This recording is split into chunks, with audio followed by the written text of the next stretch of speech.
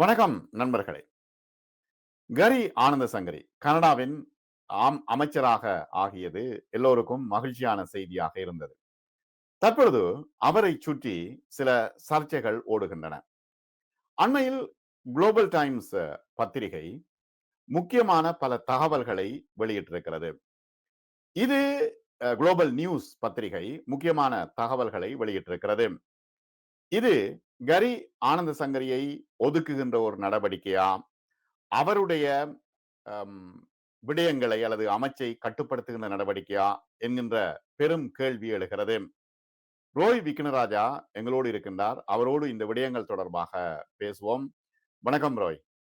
வணக்கம் அனஸ். வணக்கம் நேர்களே. இப்பொழுது இருக்கின்ற சூழ்நிலையில் நாங்கள் சந்தோஷப்பட்டோம். கரி ஆனந்த சங்கரி பொது பாதுகாப்புத்துறை அமைச்சராக வந்திருக்கின்றார். அது மட்டுமல்ல, இமிகிரேஷன் அதுக்குள்ள வருது. ஆகவே பலருக்கு பிரயோசனமாக இருக்கும். அது மட்டுமல்ல, இலங்கை தொடர்பான குரல்களை அவர் எழுப்புவார் என்று எல்லோரும் பாராட்டினார்கள், சந்தோஷப்பட்டார்கள். இப்பொழுது கரி ஆனந்த சங்கரியை சுற்றி இருக்கின்ற இந்த சர்ச்சை என்ன விடயம் விளங்கப்படுது? முக்கியமான கேள்வி. அதிலே ஒரு சின்ன திருத்தம். இமிகிரேஷன் அவருக்கு கீழே வரவில்லை. அது குடிவரவு அகழ்வு. பார்டர் செக்யூரிட்டி வருகின்றது. ஆகவே இதிலே நாங்கள் பார்க்க வேண்டிய விடயம் என்னவென்றால், கரி ஆனந்த சங்கரி இந்த அமைச்சை அவருக்கு கொடுக்க முதல் அந்த இடைக்கால அரசாங்கத்தில் அவருக்கு நீதி அமைச்சும் சட்டமா அதிபர் என்ற பதவியும் கொடுக்கப்பட்டிருந்தது. அப்பொழுதே எங்களில் சிலர், நான் உட்பட, இனி இவரை சுற்றி சர்ச்சைகள் கிளம்பலாம் என்று எதிர்பார்த்தோம். என்று சொன்னால், கரி ஆனந்த சங்கரி என்கின்ற அந்த நபரை பொறுத்தவரையில் சரியா, அவர் தமிழ் இனத்திற்கு கனடாவில் குரல் கொடுத்த ஒரு மாபெரும் செயற்பாட்டாளனாக பார்க்கப்பட்டார். ஆகவே குறிப்பாக அந்த காலகட்டத்திலே கனடாவினுடைய புலனாய்வுத்துறை கரி மீது ஒரு கண்ணை வைத்திருந்தது. என்று சொன்னால், ஒட்டவாவில் தான் எங்களுடைய பாராளுமன்றம் இருக்கின்றது. ஆகவே தேசிய அரசாங்கம் சார்ந்து அரசாங்கத்திடம் ஏதாவது எங்களுடைய பிரச்சனைகள் சார்ந்து பேச வேண்டுமாக இருந்தால் அங்கே கரி தான் முன்னுக்கு நிற்பார். ஆகவே கரி மீது ஒரு கண் இருந்தது. இப்படி இருக்கும் பொழுது கரியும் எங்களை விட்டு கொடுக்கவில்லை. அவர் ஒரு இளைஞனாக சொல்வது யூனிவர்சிட்டி ஸ்டூடெண்டாக இருந்த காலகட்டத்தில் இருந்தே அவர் எங்களை விட்டுக் கொடுக்கவில்லை. நியாயத்திற்காக நியாயத்தை சரியாக, தெளிவாக, சரியான ஆங்கிலத்தில் பேசி வந்தார். ஆகவே கரி மீது அவர் ஒரு சட்டத்தரணியும் தானே? ஆம், அதன் பிற்பாடுதான் அவர் சட்டத்தரணியா வந்தது. ஆகவே அவர் மீது அந்த கண் இருந்து கொண்டுதான் இருந்தது. இப்படியான ஒரு நிலையில் இவர் அமைச்சராக வருகின்றார். அமைச்சராக வரும் பொழுது இடைக்கால அரசாங்கத்திலே நீதி அமைச்சு வழங்கப்பட்டு ஒரு 15-20 நாட்களுக்குள் தேர்தலை வென்ற பிற்பாடு கனடாவினுடைய எந்தெந்த நிறுவனங்கள் கரி மீது கண்ணை வைத்திருந்ததோ அதே நிறுவனங்கள் இன்று தினமும் கரிக்கு அறிக்கை சமர்ப்பிக்கின்ற ஒரு இடத்திற்கு கரி உயர்த்தப்பட்டு அங்கே அவர் அமைச்சராக வந்து விடுகின்றார். இதிலே முக்கியமாக கவனிக்கப்பட வேண்டியது இந்த குளோபல் நியூஸ். ஒரு காலகட்டத்தில், அதாவது போர் நடந்து கொண்டிருந்த காலத்திலே, தமிழ் மக்களுக்கு எதிராக கனடாவில் பலவிதமான வசைகளை எழுதியும், பலவிதமான குற்றச்சாட்டுகளை எழுதியும், எங்களுடைய நியாயத்துக்கு புறம்பான விடயங்களை எழுதியும், தமிழ் மக்களையும் தமிழ் மக்களுடைய அந்த விடுதலை போராட்டத்தையும் ஒரு பூதாகரமாக்கி பயங்கரவாதமாக சித்தரித்து எங்கள் மீது கனடிய அரசு நடவடிக்கை எடுக்க வேண்டும் என்கின்ற ஒரு துணியில்தான் இந்த குளோபல் நியூஸ் அப்பொழுது இருக்கவில்லை. இந்த குளோபல் நியூஸில் எழுதுகின்ற இந்த ஸ்டுவர்ட் பெல் என்பவர் அப்பொழுது நேஷனல் போஸ்ட் என்கின்ற எல்லாம் அதே அம்ப்ரெல்லாவிற்குள்ளாக வருகின்றன. அந்த பத்திரிகையில் இந்த அரசியல் கட்டுரைகள் எழுதுவதில் பிரதானமாக இருந்தவர். அவர் உலக பிரசித்தி பெற்றவர் என்பதும் எங்களுக்கு தெரியும். இதிலே தமிழ் மக்களும் ஊடகவியலாளர்களும் புலம்பெயர்ந்து வாழ்கின்ற தமிழ் மக்களும் விளங்கிக் கொள்ள வேண்டிய ஒரு விடயம் என்னவென்றால், இங்கே கரியை பொறுத்தவரையில் எதுவிதமான ஆபத்தும் இல்லை. முதலாவது.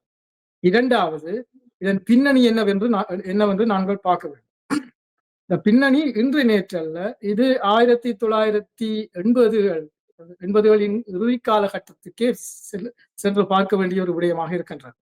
இவர் 83 கலவரம் வெடித்த பிற்பாடு 84க்கும் 89க்கும் இடைப்பட்ட காலகட்டத்தில், குறிப்பாக யாழ்ப்பாண கோட்டையை கைப்பற்றிய பிற்பாடு இவர் அங்கே அழைத்துச் செல்லப்படுகின்றார். இங்கிருக்கின்ற அந்த காலகட்டத்தில் இங்கே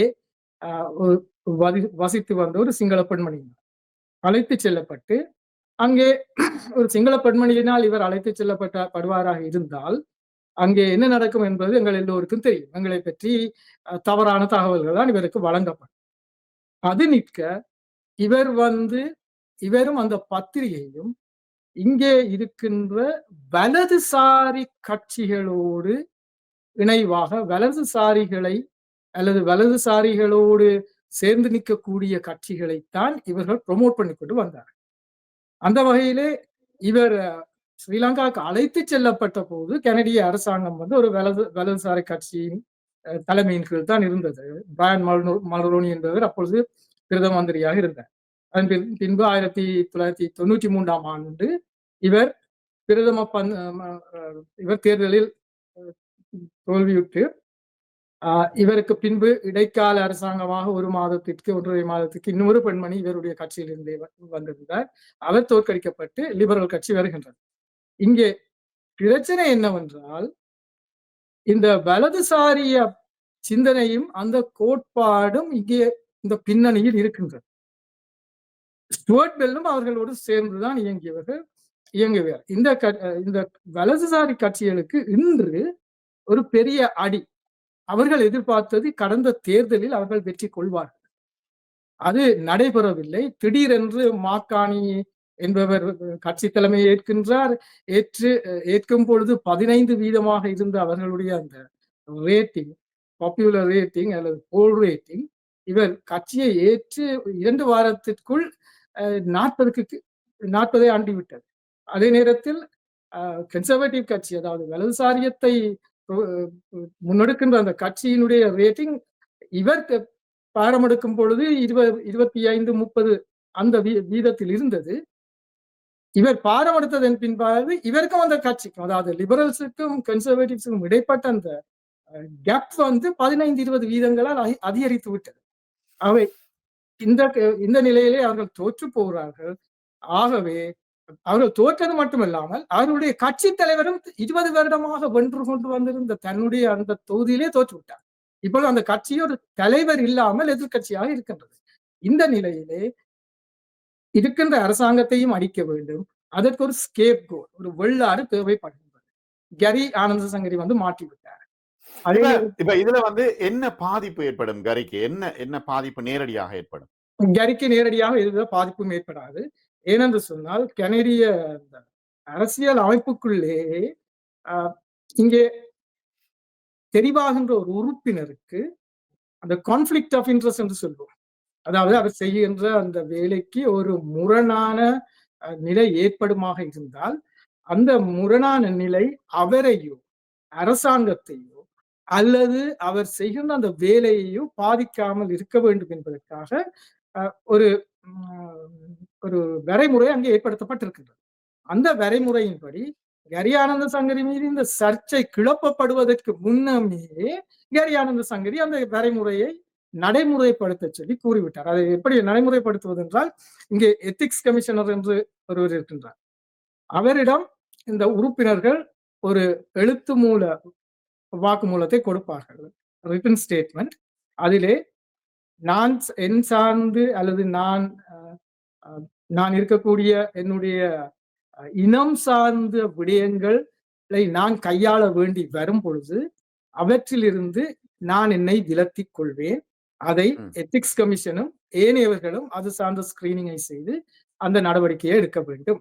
அதற்குள் முடிவு எடுப்பதற்கோ அது சார்ந்த விவாதங்களில் கலந்து கொள்வதற்கோ வேறு விடயங்களில் கருத்து சொல்வதற்கோ நான் வரமாட்டேன்.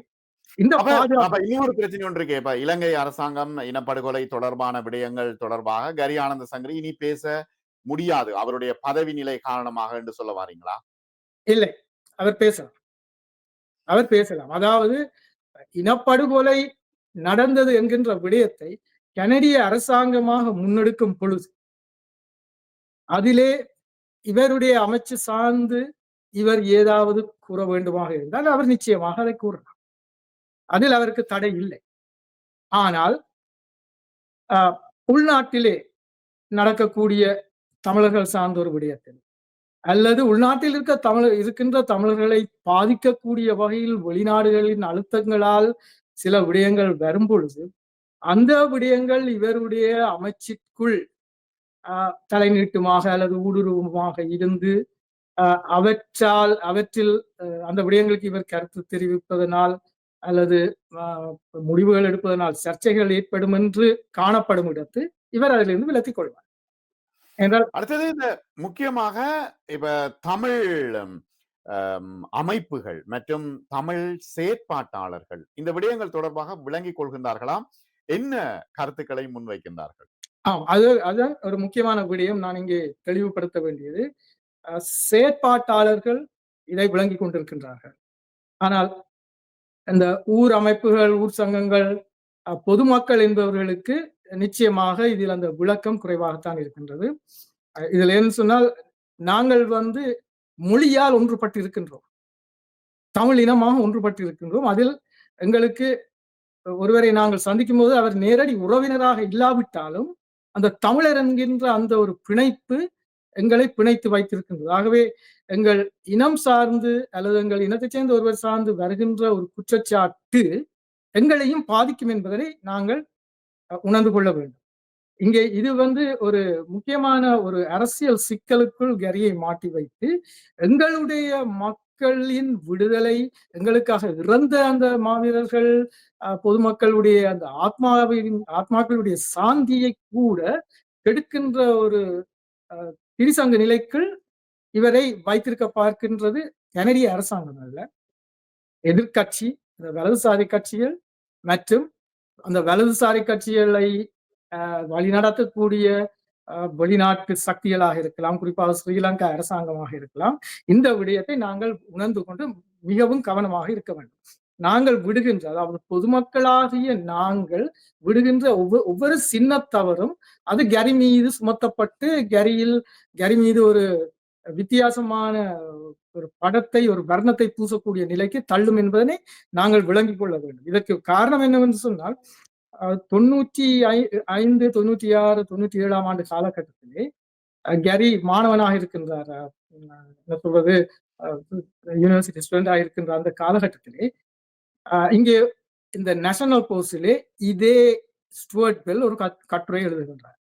அந்த கட்டுரையிலே இங்குள்ள தமிழ் பெண்கள் விபச்சாரத்தில் ஈடுபட்டு அந்த பணத்தை விடுதலை புலிகளுக்கு அனுப்புகின்றார்கள் என்று சித்தரிக்கப்படுகின்றன பொய்யாக.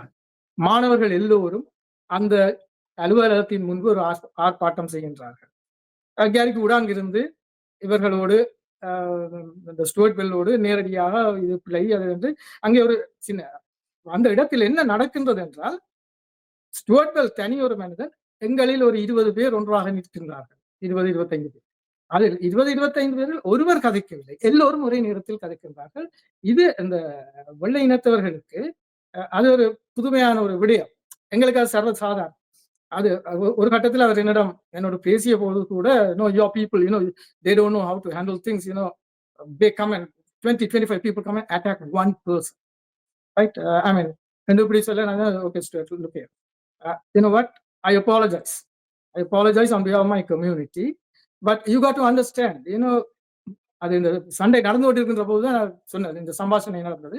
You got to understand. என்ன பிரச்சனை மிஸ்டர் ரோய், இப்ப நாங்கள் இங்க வந்தாலும் கூட அந்த கலாச்சார அந்த அதிர்ச்சியில இருந்து நாங்க இன்னுமே மாறவில்லை. இப்ப நீங்க சொல்ற சரி, உதாரணத்துக்கு ஒரு போலீஸ்காரரை கண்டா நாங்க சிரிப்போம். சிரிச்சா அவர் நினைக்கிறார் நாங்க ஜோக் பண்றோம்னு நினைச்சு அவர் உடனே துண்டை எழுத ஆரம்பிக்கிறார். நீ இது நோட் ஜோக்கிங் என்று சொல்லி போட்டு துண்டை எழுத ஆரம்பிக்கிறார். ஆகவே அந்த இன்னும் கூட இப்ப அன்றைக்கு நான் பாக்குறேன், ஒரு ஹைவேல போலீஸ் பிடிச்சிட்டுது, அவருக்கு ஏதோ இன்சூரன்ஸோ எம்ஓடி இல்ல. ஆனா அந்த பெண்மணி அவர கால்ல விழுந்து கதறான். அப்ப நான் என்ன சொல்ல வரேன்டா, இப்ப நாங்க இலங்கையில ஒரு போலீஸ்காரரை கண்டா ஒரு சிரிப்போம். ஆனா இங்க அப்படி சிரிக்க கூடாது. அப்ப இந்த விஷயங்கள் வந்து எங்களுக்கு இன்னும் சரியாக விளக்கத்துல வரவில்லை. நீங்க சொன்னது சரி. இப்ப 14 பேரும் சேர்ந்து ஒன்றாக கதைத்தா அது பெரிய ஒரு டிஸ்டர்பாகத்தானே இருக்கும். சொல்லுங்க. ஆகவே அவருக்கு நான் அதை விளங்கப்படுத்தி அதன் பின்பு அடிக்கடி சில விடயங்கள் எழுதும் பொழுது இந்த ஆர்டிக்கல் போட்டிருக்கேன் எனக்கு ஒரு மெசேஜ் வரும். பார்த்துட்டு அது எங்களை பாதிக்கிற அளவுக்காக இருந்தால் நான் அவருடைய பிரைவேட்டாக எடுத்து சொல்லுவேன். "நோ, இது சரியில்லை, நீ எழுதிட்டேன், now it's damage is done, but make sure you do your due diligence." ஆகவே இவர் இப்படித்தான் எங்களுக்கு எதிராகவே எழுதி கொண்டு வந்தவர். இந்த சம்பவம் அவரை இன்னும் இன்னும் எங்களுக்கு எதிராக எழுத தூண்டிவிட்டது என்ற துணிப்படத்தான் அவர் என்னோடு பேசியிருந்தார். ஆனால் அதன் பிற்பாடு ஓரிரு இடங்களில் நாங்கள் குறை சொல்லக்கூடாது, எங்களை பற்றி நன்றாக எழுதியிருந்தார். நல்ல முறையில் எழுதியிருந்தார். அந்த சம்பாஷணையின் போது நான் அவரிடம் கேட்டுக்கொண்டேன், "நீ நாட்டுக்கு போயிருக்கையோ தெரியாது, ஆனால் ஒரு தடவை சென்று பார். நான் இங்கே ஒருவரையும் நான் விடுதலை புலிகளை நியாயப்படுத்தவில்லை, எங்களுடைய மக்களையும் நியாயப்படுத்தவில்லை, நீ செய்வது தவறு என்று சொல்லவில்லை. நீ போனால் யதார்த்தமும் அந்த போராட்டத்தின் பின்னால் இருக்கின்ற அறம், விடுதலை புலிகளினுடைய அறம், மக்களுடைய அறம், மக்கள் ஏன் அவர்களை ஆதரிக்கின்றார்கள் என்பன அனைத்தும் உனக்கு விளங்கும்" என்று கூறினார். அமெரிக்காவும் இந்த போர்டர் பில் தொடர்பான சரியான இறுக்கமா இருக்கிறது. அதான் இப்பொழுது கலவரம் நடந்து கொண்டிருக்கிறது. மெக்சிகோ ஆக்களுக்கும் கலிபோர்னியால, லாஸ் ஏஞ்சலிஸ்ல கலவரம் நடந்து கொண்டிருக்கிறது. ஆகவே இந்த போர்டர் பில்ல வந்து மிக முக்கியமாக இறுக்கமாக கொண்டு வர பார்க்கிறார்களா? அதுல கரி ஆனந்த சங்கரி முக்கியத்துவம் பெறுகிறாரா? என்னன்னு சொன்னால் போர்டர் பில் என்று இல்லாமல் பில் C-21 என்று கேரி தான் அதை முன்மொழிகின்றார். அந்த சட்டமூலத்தின் மூலம் சட்ட விரோதமாக வாங்கப்படுகின்ற, விற்கப்படுகின்ற என்ன சொல்றது, துப்பாக்கிகள், அவை சார்ந்து கொஞ்சம் இறுக்கமான நடவடிக்கைகள் எடுக்கப்பட போகின்றது. அந்த சட்ட மூலம் அமுலுக்கு வரும் பட்சத்தில் 1,80,000 சட்டவிரோதமான துப்பாக்கிகள் அரசாங்கத்திடம் ஒப்படைக்கப்பட வேண்டும், அல்லது அரசாங்கம் கான்ஃபிஸ்கேட் பண்ண வேண்டும். அந்த ஒரு நிலை ஏற்பட்டுக் கொண்டு இருக்கின்றது. இந்த கட்டத்தில் இப்பொழுது 4-5 நாட்களுக்கு முன்பு இதே வலதுசாரி கட்சியைச் சேர்ந்த ஒரு உறுப்பினர், பிரிட்டிஷ் கொலம்பியா மாகாணத்தைச் சேர்ந்த ஒரு உறுப்பினர் கரியிடம் கேட்கின்றார் அந்த கொஸ்டின் பீரியடில், இந்த பில் C-21 கொண்டு வாரீர், உமக்கு கன்ஸினுடைய கிளாசிபிகேஷன்ஸ் தெரியுமா என்று. அப்ப கேரி சொல்றார், மிஸ்டர் ஸ்பீக்கர், இது வந்து நாங்கள் இப்பொழுது கதைக்க வந்த விடயம் வேறு என்னவோ, இது இந்த பில் C-21 சார்ந்தது அல்ல. அப்ப மாறி மாறி அந்த ஸ்பீக்கர் அந்த எதிர்கட்சியில் இருக்கின்ற அந்த உறுப்பினருக்கும் கேரிக்கும் அந்த உறுப்பினர் தொடர்ந்து, உமக்கு அந்த கிளாசிபிகேஷன் என்றால் என்னவென்று தெரியுமா, அந்த கோர்ஸுக்கு போனீரா என்று கேரி திருப்பி சொல்றார் ஒரு இடத்துல, மிஸ்டர் ஸ்பீக்கர், நான் இந்த பதவியை ஏற்றுக்கொண்டு 3 வாரங்கள் தான் ஆகின்றன, இனித்தான் பல விடயங்களை செய்ய வேண்டியிருக்கும். திருப்பவும் அவர் என்னுடைய கேள்விக்கு இவர் பதில் சொல்லவில்லை. இது தெரியுமா? கேரி நேரம் சொல்லிவிட்டேன், no, I do not know என்று சொன்னா அந்த கேரிய காண பண்ண வேணும் என்று. அன்று நடந்த விவாதம் கூட இது சம்பந்தமாக இல்லை. இந்த வீடியோ சில இடங்களில் என்ன சொல்றது, டிக்டாக் கிளிப் மாதிரி சில இடங்களில் சென்றிருந்தது. என்னுடைய ஒரு நண்பர் கொடுத்து, இங்க வேற எங்களை இனத்துக்கே அவமானமா இருக்கு கேரினா, கேரி வந்து 3 மாதங்கள் தான், 3 வாரங்கள். ஆனால் கேரிக்கு அழுத்தம் இருக்கின்றது. அமெரிக்க அரசாங்கத்தால் இந்த பார்டரை செக்யூர் பண்ண வேண்டும் என்கின்ற அழுத்தம் இருக்கின்றது. CBSA, Canadian border security agency வந்து கேரியினுடைய அந்த அமைச்சின் பேர்வியூக்கு கீழ் வருகின்றது. CBSA மட்டுமல்ல, RCMP என்று சொல்லக்கூடிய பொதுவாக அந்த 2ஆம் நிலை புலனாய்வு, அது கனேடிய 1வது நிலை புலனாய்வு CSIS என்கின்ற கனேடியன் செக்யூரிட்டி இன்டெலிஜென்ஸ் சர்வீஸ், இவை அனைத்தும் ஒரு காலத்தில் கேரியை மானிட்டர் பண்ணின இந்த அமைப்புகள் இன்று கேரிக்கு அறிக்கை சமர்ப்பிக்க வேண்டிய ஒரு நிலைக்கு தள்ளப்பட்டிருக்கின்றன. இவை அனைத்தும் கேரிக்கு கீழ் வருகின்றன. இங்க நீங்கள் இன்னும் ஒரு விஷயம் என்னன்னா, ரோய், இப்ப எவ்வளவுதான் வெள்ளை நிறமாக நாங்கள் இருந்தாலும் வெள்ளைக்காரர்கள் இல்லை, எவ்வளவுதான் நாங்கள் இங்கே குடியுரிமை பெற்றிருந்தாலும் கூட நாங்கள் கனடாக்காரர்கள் இல்லை என்ற ஒரு மனநிலை கனடியர்களுக்கு இருக்கிறது. அதனுடைய தாக்கம் இதுல பிரதிபலிக்கிறதா? அந்த நான் முன்பு கூறியது அந்த வலதுசாரி அந்த சிந்தனை ஊடாக அந்த தாக்கம் உட்புத்தப்பட்டு வெளிச்செலுத்த முனைகிறார்கள். ஆனால் அது எடுபடப் போவதில்லை என்றால் இந்த சர்ச்சை கிளம்பிய ஒரு சில மணி நேரங்களுக்குள் இதே குளோபல் நியூஸ் நிருபர் பிரதமர் மாக்காணியை கேள்வி கேட்டபோது அவர் சொல்றார், Gary was put through a very rigorous vetting process.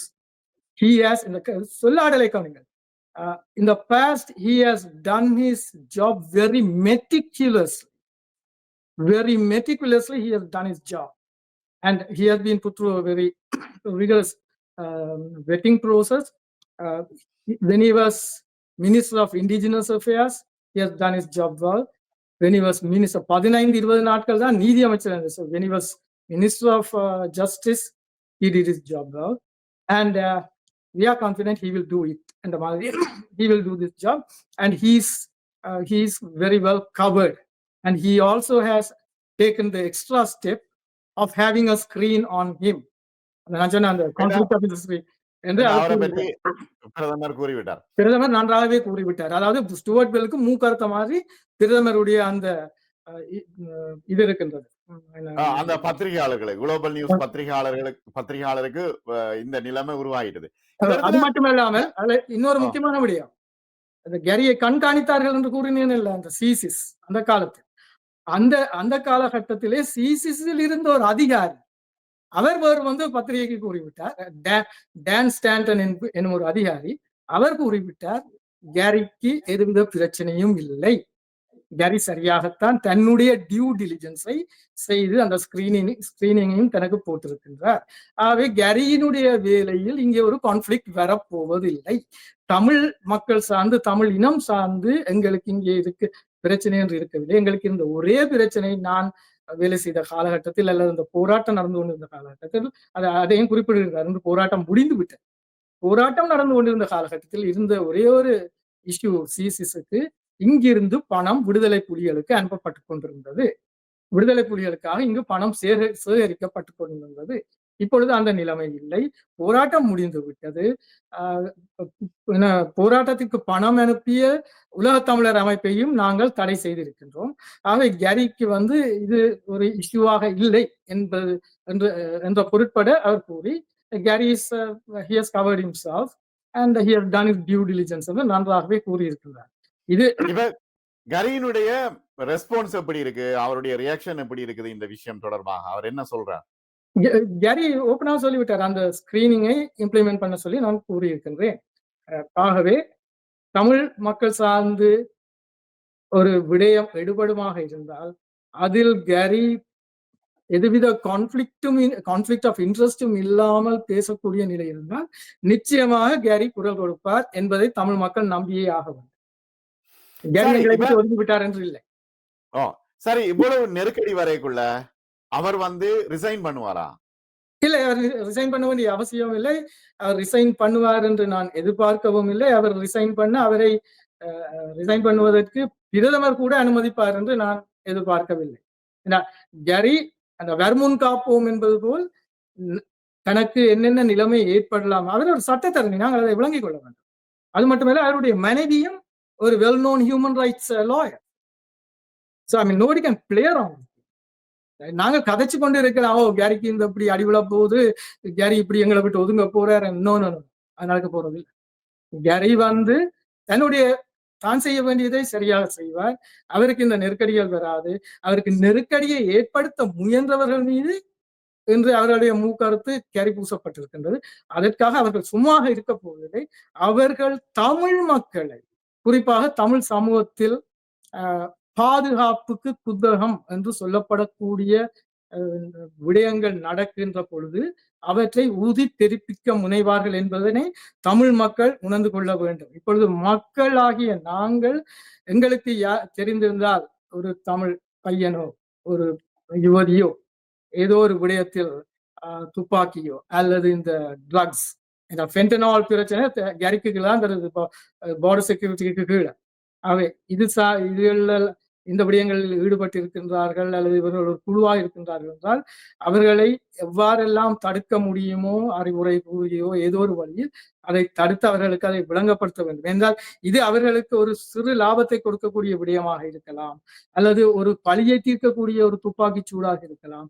ஆனால் இவர்கள் அப்படி செய்வார்களாக இருந்தால் அந்த கரை கரி மீது பூசப்பட்டு கரி மூலம் எங்களுக்கு கிடைக்கக்கூடிய எங்கள் இனத்துக்கு கிடைக்கக்கூடிய எங்களோட விடுதலைக்கு கிடைக்கக்கூடிய நன்மைகள் இல்லாது போகும் என்பதை இவர்கள் விளங்கிக் கொள்ள வேண்டும். என்று சொன்னால் இன்று ஸ்ரீலங்கா அரசாங்கம் அடி வாங்கி நொந்து போய் சீழ்வடிந்து கொண்டு இருக்கின்றது. குறிப்பாக இந்த பிரம்டன் அந்த நினைவு ஆலய விடயத்தில் நினைவு சின்னம். அடுத்த நினைவாலயம் டொரண்டோவுக்கு அப்ரூவ் பண்ணப்பட்டு விட்டது. அதுவும் அடுத்த 2 வருடங்களுக்கு கட்டி முடிக்கப்பட போகின்றது. ஆக இந்த நிலையில் எங்கள் மீது எவ்வளவு கரி பூசி எங்களுடைய இந்த அந்த தீர்வுக்கான விடயத்தையே நிர்மூலமாக்க முடியுமோ அத்தனை விடயத்தையும் ஸ்ரீலங்கா அரசாங்கம் மேற்கொள்ளும். அதற்கு இப்படியான வலதுசாரி எழுத்தாளர்கள் போன்றவர்களையும் கையாள முயலும். ஆகவே அவர்கள் வந்து சேரடிப்பதற்கு எங்கள் மீது குற்றம் சுமத்துவதற்கு இடம் வைக்காமல் நாங்கள் நடந்து கொள்ள வேண்டும். அப்படி இவர்கள் தங்களுடைய சிறு லாபத்தையோ ஒரு சின்ன பழியை தீர்க்கிறோம் என்று நினைப்பார்களாக இருந்தால் இவர்கள் ஒரு காலத்தில் கொடியை பிடித்துக் கொண்டு we want Eelam, we want liberation என்றெல்லாம் சொல்லிக் கொண்டு அந்த கூற்றுக்கும் எதுவித சம்பந்தம் இல்லை என்றுதான் நாங்கள் பார்க்க வேண்டும். ஏனென்று சொன்னால் இவர்கள் தேச விடுதலைக்கு, மக்களுடைய விடுதலைக்கு, மக்களுடைய விமோசனத்திற்கு இவர்கள் அதன் மீது அக்கறை காட்டுபவர்கள் என்று நாங்கள் கூற முடியாது. என்றால் அக்கறை இருந்தால் இப்படியான விடயங்களில் இவர்கள் ஈடுபட மாட்டார்கள். ஆகவே இந்த விடயங்களை இவர்கள் தவித்துக் கொள்ள வேண்டும். இது ஒரு தமிழனாக தமிழ் சமூகத்திடம் எங்களுடைய இப்படியான விடயங்களில் ஈடுபட்டு கொண்டிருக்கின்ற இளைஞர் யுவதிகளிடம் நான் வைக்கின்ற அன்பான வேண்டுகோள். பெற்றோர்களிடமும் இதே வேண்டுகோளை வைக்கின்றேன். உங்கள் பிள்ளைகள் இவற்றில் ஈடுபடுகிறார்கள் என்ற சந்தேகம் இருந்தால் அவர்களை திருத்த முயலுங்கள். இது எங்கள் ஒட்டுமொத்த இனத்துக்கல்ல, இனத்தினுடைய இந்த விடுதலைக்கு நாங்கள் இழந்த உயிர்களுக்கு ஆப்பு வைக்கின்ற ஒரு விடயமாகத்தான் வந்து முடியும். மிக நன்றி ரோய். மிக முக்கியமான விடயங்களை ஆழமாக நீங்க விளங்கப்படுத்தினீர்கள். ஏன்னா ஒரு துப்பாக்கி சூடு நடந்தா கூட அல்லது வந்து தமிழ் மக்களுக்கு இடையிலான இந்த சண்டை சச்சரவுகள் ஏதாவது நடந்தால் கூட அது கரி ஆனந்த சங்கரியை குறிவைக்கக்கூடிய வலதுசாரி எழுத்தாளர்களுக்கு மிக முக்கியமான வலதுசாரி பத்திரிகைகளுக்கு மிக முக்கியமான தூண்டுகோலாக அமைந்துவிடும். ஆகவே மிக அவதானமாக எங்களுடைய சமூகம் இருக்க வேண்டும். கரி ஆனந்த சங்கரியினுடைய அந்த மிகப்பெரிய பொறுப்பான ஒரு அமைச்சு பதவியில் இருக்கிறார். அது பாதுகாக்கப்பட வேண்டும். அவர் மீது கரைகள் விழாமல் வலதுசாரிகள் குற்றம் சாட்டாமல் இருப்பதற்கு நாங்கள் பொறுப்போடு நடக்க வேண்டும் என்ற விடயங்களை இன்று கூறினீர்கள். இன்னொரு முக்கியமான விடயம் சொல்ல வேண்டும்.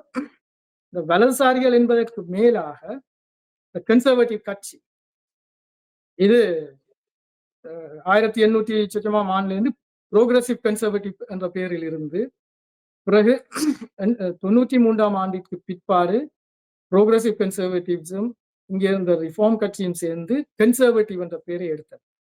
அது மட்டுமல்லாமல் இவர்களுடைய வரலாற்றை பின்னோக்கி பார்ப்போமாக இருந்தால் பிரையன் மல்ரோனியினுடைய காலகட்டம் முடிய காலத்தில் தான் நான் இங்கே கர்நாடக வருகின்றேன். அதன் பிற்பாடு வந்தவர்கள் அந்த கட்சியினுடைய ஒரு கொள்கை போல இருக்கின்றது. அவர்கள் வந்து தேர்தல் பிரச்சாரம் என்று வரும் பொழுது நாட்டினுடைய பிரச்சனையை அங்கே பேசுவதில்லை. தனக்கு இனவாதமும் அல்ல, தனக்கு எதிராக எவர் போட்டியிடுகின்றாரோ அந்த பர்சனல் அட்டாக் அங்கே நடக்கும். 93 ஆண்டு தேர்தலின் போது ஜோன் கிரெச்சியான் என்பவர் லிபரல் கட்சிக்கு தலைவராக இருந்து அவர் போட்டியிடுகின்றார். அவருக்கு எதிராக கிம் கேம்பல் இருந்தவர். ஆனால் அவர் ஒரு மாதம் தான் இருந்தது. அதன் பிற்பாடுதான் இந்த எலெக்ஷன் நடக்கிறது. கிம் கேம்பலுக்கு வந்த கன்சர்வேட்டிவ் தலைவர் ஜோன் கிரெச்சியானை பற்றி தான் அங்கே அட்டாக் செய்தார். அதாவது அவரின் மீது தனிப்பட்ட தாக்குதல் நடத்தினாரே ஒழிய அங்கே நாட்டை பற்றி காய்க்கவில்லை. என்ன தனிப்பட்ட தாக்குதல்? ஜோன் கிரெச்சியான் ஆண்டவன் அவரை படைத்தது அப்படி. அவர் பேசும் பொழுது அவருடைய இந்த வாய் ஒரு பக்கவாட்டுக்கு ஈடுபட்ட மாதிரி இருக்கும். அவருடைய வாய் கோணல் என்று இங்குள்ள அனைத்து தொலைக்காட்சிகள் மற்றும்படி வானொலிகள் எல்லாவற்றிலும் இந்த தேர்தல் பிரச்சாரத்தின் போது அவர் மீது தனிப்பட்ட தாக்குதல் நடத்தப்பட்டது. இந்த முறையில் வலதுசாரிகள் மட்டுமில்ல, தனிப்பட்ட தாக்குதல் தான் எல்லா இடங்களிலும் இருக்கிறது. உதாரணத்துக்கு பாருங்க, இந்தியால மோடி வந்து பாகிஸ்தான் அடிக்க போது பயங்கரவாதம் என்று முஸ்லிம்களுக்கு எதிரான விஷயத்தை தான் சொல்லிக் கொண்டிருக்கிறார். ட்ரம்ப் வந்து பைடனை மாதிரி நடந்து காட்டுறாரு. அவருடைய உடல்ல வந்து கொச்சைப்படுத்துறாரு. அப்ப இப்படியான ஒரு சூழ்நிலையில் எவ்வாறாவது வென்றுவிட வேண்டும் என்கின்ற மனநிலையில் அவர்கள் இருந்து கொண்டு இவ்வாறான செயல்களை செய்கிறார். யாருமே மக்களை பற்றி கவலைப்படுகின்றார்கள் இல்லை. மிக நன்றி ரோய். சந்திப்போம் மீண்டும் மற்றும் ஒரு நேர்காணலில். வணக்கம். இந்த முறை தேர்தலிலும் இதேதான் நடந்தது. கார்பன் டாக்ஸ் காணி என்று பிரைம் மினிஸ்டர், இப்பொழுது இருக்கிற பிரைம் மினிஸ்டருக்கு எதிரான தாக்குதல் நடத்தப்பட்டது. அதன் மூலம் என்ன நடந்தது? அந்த கட்சி தான் வென்றது. அதுபோல் கரி மீது விடுதலை புலிகள் என்ற பூச்சு பூசப்படலாம் என்பதில் தமிழ் மக்கள் அவதானமாக இருக்க வேண்டும். என்றால் இங்கே பர்சனல் அட்டாக் தான் இப்பொழுது அரசியல் என்று வரும் பொழுது நடக்கின்றது. ஆகவே தமிழ் மக்களிடம்தான் நான் இந்த வேண்டுகோளை வைக்கின்றேன். கனடாவிலோ வெளிநாடுகளிலோ உங்களுடைய செயற்பாடுகள் கரி மீது அனாவசியமான அவதூறுகள் சுமத்தப்படுவதற்கு இடம் வைக்காத அளவிற்கு நடந்து கொள்ளுங்கள். மற்றபடி கரிக்கு இந்த பதவி கொடுக்கப்பட்டதால் தமிழ் மக்களிடம் இருந்து அவர் விலத்தி செல்வார் என்று ஒரு தரம் நினைக்க வேண்டிய அவசியம் இல்லை. அவர் செய்ய வேண்டியதை செய்ய வேண்டிய முறையில் செய்வார். விலத்தி நிற்க வேண்டிய இடங்களில் விலத்தித்தான் நிற்பார். ஆகவே நாங்கள் விடுகிற தவறுகளுக்கு அவர் எங்களுக்கு கை கொடுக்க வருவார் என்று மட்டும் எதிர்பார்க்காது. நாங்களே பிள்ளையை விட்டுட்டு அவர் வர வேண்டும் என்று எதிர்பார்த்தால் அவர் விலத்தித்தான் நிற்க வேண்டும். அதையும் விளங்கிக் கொள்ளுங்கள். மற்றும்படி எல்லாம் நன்றாக இருக்கின்றது. கேரி என்ன சொல்றது, ரிசைன் பண்ண வேண்டிய அவசியம் இல்லை, ரிசைன் பண்ண போவதும் இல்லை என்று நாங்கள் திடமாக நம்புவோம். அவருக்கு ஒரு கொழுகொம்பாக தமிழ் இனம், தமிழ் மக்கள் நிற்க வேண்டும், நிற்போம் என்ற திட சங்கல்பத்தோடு நாங்கள் நடந்துள்ளோம். நன்றி.